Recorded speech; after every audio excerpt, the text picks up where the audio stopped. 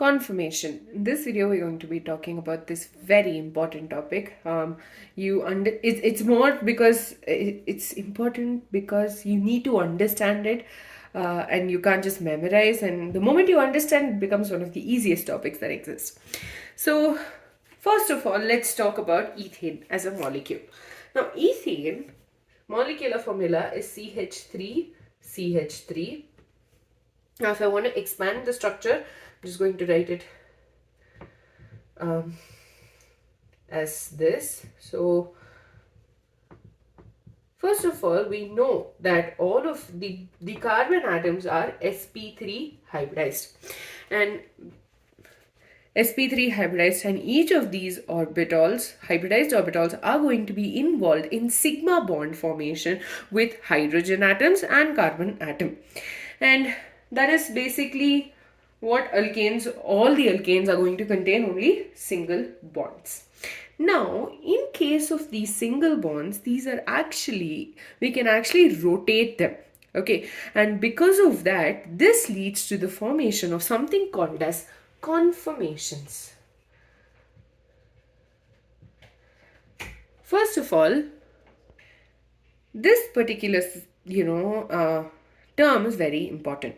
So conformation means the arrangement of the atoms in three-dimensional space. That's because our ethane, despite us writing on the paper like this, it does not look like that, but it looks like this. From a top angle, it seems different, and from this angle, it seems quite different, right? So in three-dimensional plane, it will have a difference in terms of conformations because there'll be variation in repulsion, and I think I'm just complicating it right now for you. But before, so these conformations will lead to various repulsions that occur between bonds. There can be repulsion between electrons, and because of that, our molecules, they don't want a lot of energy. Okay, they want to be less energetic because the lesser the energy, the more is the stability. Okay, so conformation is the arrangement in three-dimensional plane, point one. Second point is that the molecule will try to orient itself in such a way that the amount of repulsion in it decreases. And if the repulsion decreases, the stability will increase. Okay, and there could be repulsions because of bonds, because of molecules, because of the electrons in the molecules as well. So ethane does not want to exist in a particular way. It prefers one over the other. Okay, now conformation, there are two ways for us to denote. One is going to be Newmann's projections, the other is going to be Sawhorse. So we are going to start with Sawhorse projection.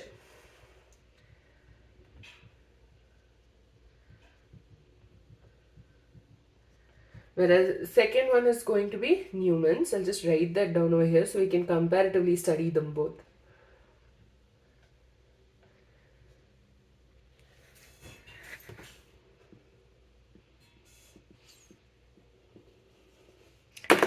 So, this particular molecule is ethane. Okay, assume these two in yellow are carbon atoms and the ones in red are hydrogen atoms. So according to Sawhorse projection, it is the view from the top. So when you view it from the top, you can see the carbon atoms and the hydrogen atoms. So this particular view from the top is the Sawhorse projection. And what they do is draw an incline. The one in the front denotes this carbon, one in the back denotes this carbon. So each carbon has 3 hydrogen atoms attached to it.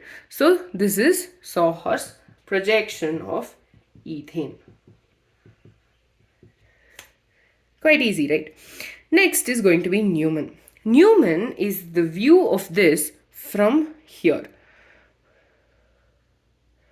So from the front, when you see it, you can see just the front carbon. The back one is actually hidden away at the back, right? So what Newmann's projection is shown as, basically, we will use a dot to denote the front carbon and a circle to denote the other carbon.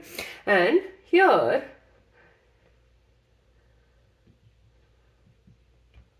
this denotes the first one, and the ones attached to the second circle shows that it's the back carbon atom. So that is Newman and Sawhorse. And as I told you, here the line is slightly tilted to show the angular view from the top. Now, as I told you, the single bond is capable of rotation. Like, it can basically make sure that we get different kinds of conformations. And because of that, we have two conformations observed for ethane. The first one is called as eclipsed. Second is called as staggered. And the ones in between eclipsed and staggered are called as skew. Eclipsed, staggered, and skew conformations. So there are three conformations for ethane that we're going to be talking about right now. First one is eclipsed. Eclipsed is going to be in such a way that this is the eclipse conformation. This is the angle for Newman, and this is going to be the angle for Sawhorse. But you can see that the hydrogen atoms are aligned, and the carbon, basically whatever we've drawn here are the eclipsed projection or the eclipsed structures. So let me just draw it again for you.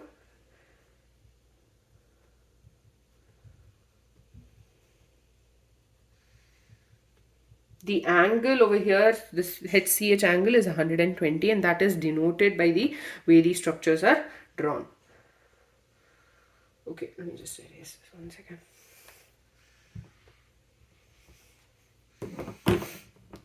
So this is the eclipsed structure. Hydrogen, hydrogen, hydrogen, and since they are close and at the back, hydrogen. Basically, these structures are the eclipsed structure. The next one is staggered. Staggered is when you have it like this, right? When we twist it to get the two hydrogen atoms opposite to each other, we get the staggered. See, this hydrogen and this hydrogen are on the opposite sides. So Newman is going to look like this. Sawhorse, if you see, this is like that. You have a Y shape. The Y shapes are basically inverted in both the cases, and this is the staggered projection.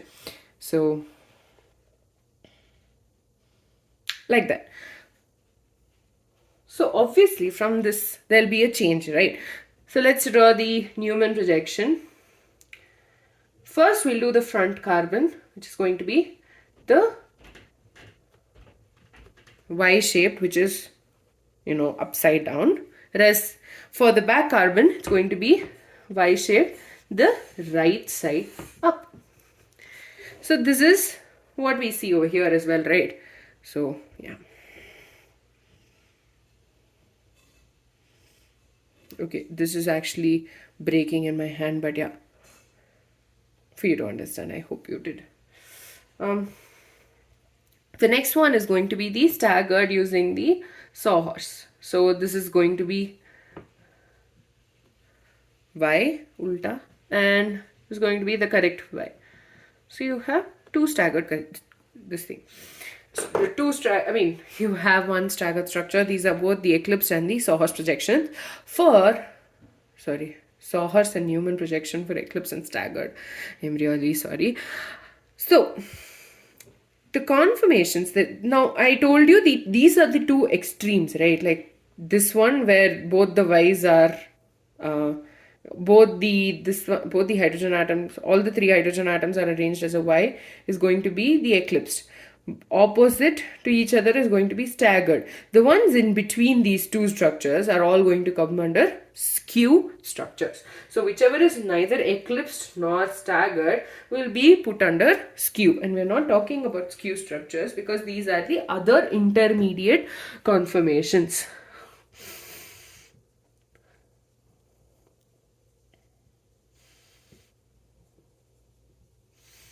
We'll talk about skew only when we come to butane and all, butane, propane, all of that in detail. So, and you don't have that for your syllabus. Anyways, so eclipse and stagger. Now, notice the arrangement of the hydrogen atoms in each case. In eclipse, these hydrogen atoms are, basically one behind the other. So they are quite close, relatively speaking, compared to this one where they are properly arranged and they are quite far apart. And because of that, there will be some amount of strain that will get observed. And so the angle of rotation or the angle of torsion will tell us the strain of the molecule. Now, in this case, let's first start with eclipsed. So here we know the hydrogen atoms are close, and because of that they have maximum repulsive, okay, let me just, since we are doing it as a comparison, so repulsive forces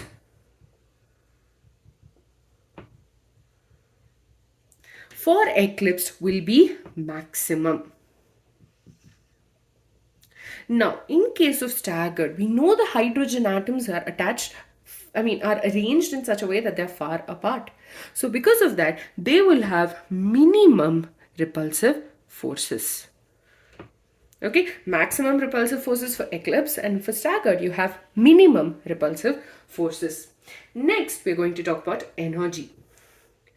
Now, since there is so much repulsion between the atoms of hydrogen, right, because the repulsive forces are going to be maximum, the energy is also going to be maximum. And you guessed it, the energy in staggered is going to be minimum. And remember, always minimum energy means more stability. Less is the energy, more will be the stability, and more is the energy, less will be the stability. Inverse. So the stability of these molecules will vary. These arrangements rather.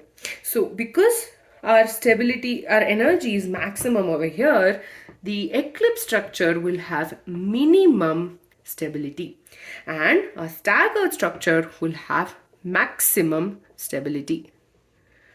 Okay, now repulsive forces is maximum for eclipsed, minimum for staggered. The energy is maximum for eclipsed, minimum for staggered. The stability is minimum for eclipsed and maximum for staggered. The torsional strain is the amount of strain that is observed in a molecule, and it is going to be the maximum for eclipsed. So torsional strain